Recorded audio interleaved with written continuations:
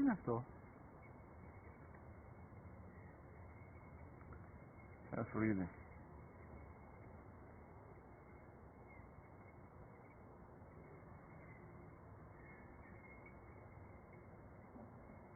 Τι είναι αυτό? Μόλις τώρα στο πατέρα, σφουργίτι είναι.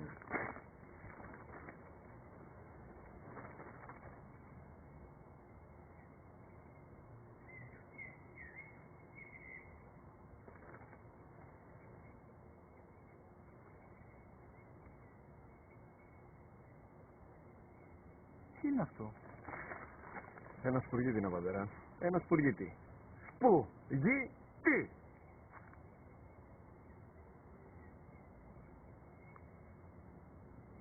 Τι είναι αυτό? Γιατί το κάνεις αυτό το πράγμα, μπορείς να μου πεις? Τόσες φορές σου είπα, είναι ένα σπουργίτι. Δεν το καταλαβαίνεις. Πού πας?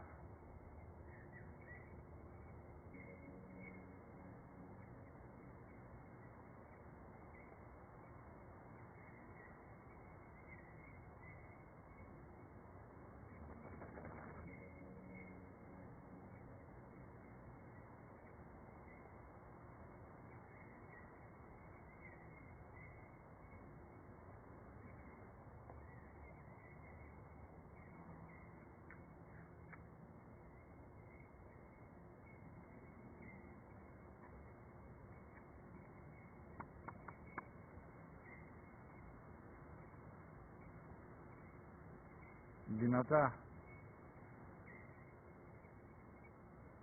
Σήμερα ο μικρός μου γιος που πριν λίγες μέρες έκλεισε τα 3 καθόταν μαζί μου έξω στο πάρκο όταν ένα σφουργίτι ήρθε και κάθισε απέναντί μας.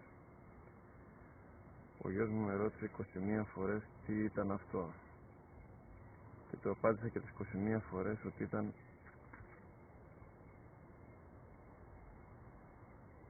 ένα σφουργίτι.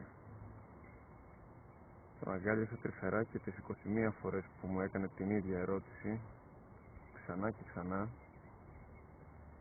χωρίς να εκνευριστώ, νιώθοντας στοργή για το αθώο μου αγοράκι.